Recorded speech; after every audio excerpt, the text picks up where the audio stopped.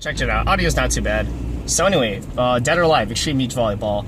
So the best part about it is that it actually has a story, believe it or not. Obviously the main selling point is just, oogling girls and women running around in scantily-clad outfits, but it's got a story, and it's the funniest thing ever, because, for a genre of beach volleyball spin-offs, it doesn't have a lot to work with. It's kind of like, pornos where the story doesn't really matter. It's just, they just throw whatever. It's like, here's your pizza, now we're having sex. So, Dead or Alive Extreme Beach Volleyballs. Okay. The story of Dead or Alive Beach Volleyball. So, one of the characters from Dead or Alive is Zach. He, wins the lottery or something. I don't really know. I don't know if it's he wins at a casino or something, but either way, he gets a shit ton of, he wins a shit ton of money somehow. I don't remember what it was, but he's got a shit ton of money. He's like, oh shit, I've got a bunch of money. What am I gonna do with all this money? So he's like, I know what I'm gonna do. I'm gonna buy an island. So he buys an island, and he does what anybody would do if they buy an island. He names it Zach Island. I would name an island Ricky Island if I bought an island. So he buys an island, calls it Zach Island. He's like, well, I got my island. Now do the next sensible thing. He hosts a fake Dead or Alive tournament. But what he doesn't tell the people that he's inviting is that he's only invited every single female fighter that he knows. So he invites a bunch of female fighters. They go to the tournament. He's like, oh, sweet, there's a tournament going on. And then when we get there, they're like, wait a second. There's only girls here. This is an island. Oh, we've been tricked by Zach, So, well, screw it. We're in the middle of nowhere on an island. We might as well just have fun. Let's just take these 2 weeks and have a vacation. So then you get to pick one of the girls, and then you just have a vacation. You can do whatever you want. You can, go to the casino, play mini games, get money, buy new outfits. You can, buy the other girls, presents, umbrellas and, I don't know, a chess set and stuff. And, you just become friends with everybody and have a good time. And then after the 2 weeks are over, the island, surprise, it was built it's lying on a fault line or some shit, I guess. There's an active volcano, right where the island is. It goes off, all of Zach Island is destroyed, everybody nearly dies, but they escape in time. And that's the end of Dead or Alive Extreme Beach Volleyball. And then come in Dead or Alive Extreme Beach Volleyball 2, the sequel, it's fucking incredible. So, Zach and his girlfriend, I guess, they're just piloting the submarine and stuff underwater, and then they find the ruins of Zach Island. So what Zach does is he presses this button, so the submarine shoots out this torpedo, I guess.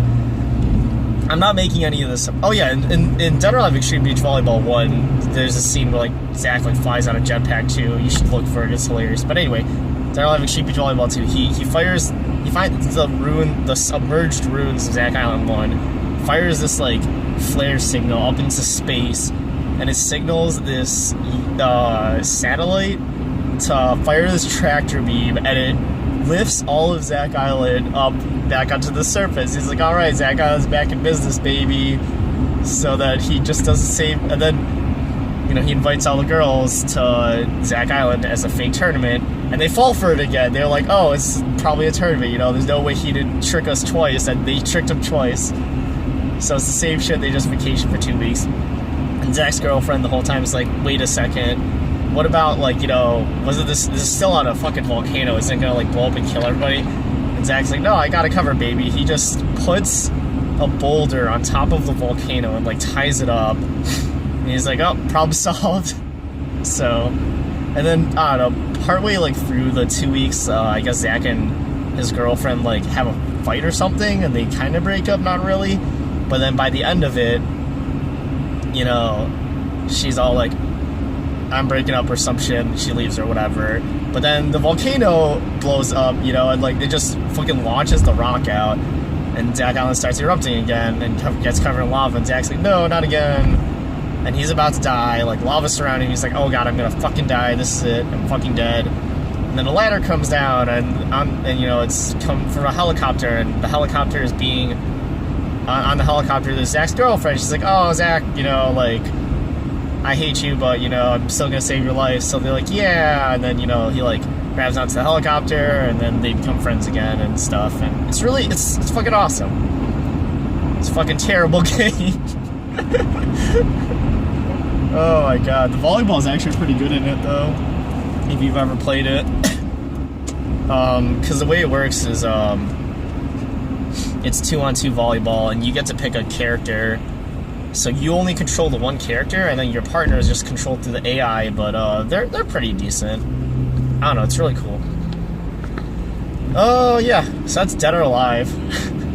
And they even have a portable version on the PSP called Dead or Alive Paradise. That was like one of the first fucking games I got on the PSP. It was fucking incredible. You know, and it's perfect for a handheld, because it's like, you know, you can play it in your room, you know, when nobody else is around and people don't have to judge you. If you ever played Honey Pop, that's like a Candy Crush clone, except it's a dating simulator at the same time with a bunch of anime girls, and there's tons of nasty scenes. And on the reviews for Steam, one of the top comments is just "Look behind you, simulator." It's hilarious. So yeah, that's great. There's also Neko Para. That's on Steam.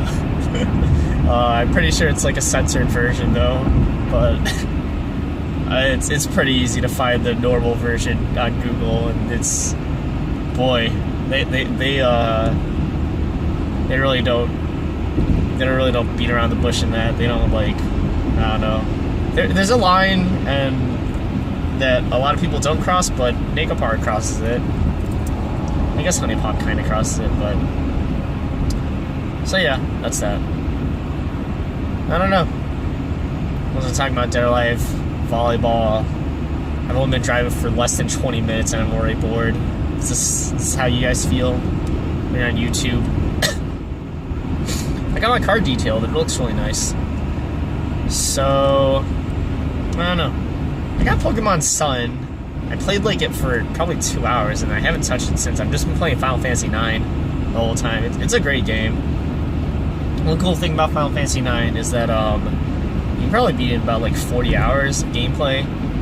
It's a pretty short game, but one thing about it is that the main game you could probably beat 40 hours or 50 hours of a casual run. You could like speed run it like less than 12 hours, but I mean it's a pretty short game. But if you play the mini games and like all the side quests, like that can take you like 80 hours, just because one of the most important mini games in Final Fantasy IX is called Chocobo Hot and Cold, where you have to ride this giant bird and find treasure. And a lot of the treasure you can find through that mini game is that's the only way you can get that treasure. So that's the only way you get like some of the best weapons in the game. And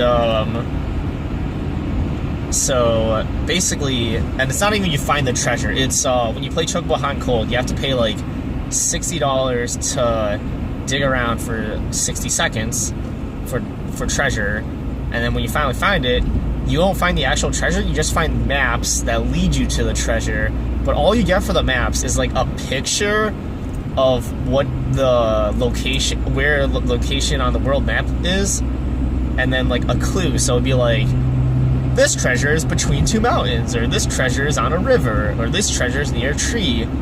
And there's like 20,000 trees in the game, 50 like mountains, and like 20 rivers. And they all look exactly the same because it's on the PS1, so the graphics are just like polygons. But you gotta dig around. So, and then what's even more fucked is that to like finish the mini game, you have to get to like this island in the sky, and the only way to get that is by collecting 6 pieces of a map. So like you'll dig up, instead of digging up a map, you'll dig up like a piece to a map, and you'll be like, oh, this does nothing, and then you collect a second piece, and once you collect 6 pieces, you put the pieces together, and then that gives you a map, and then you have to go to that map location, find the treasure. It's a pain in the ass. Thanks for listening. I'll see you guys next time.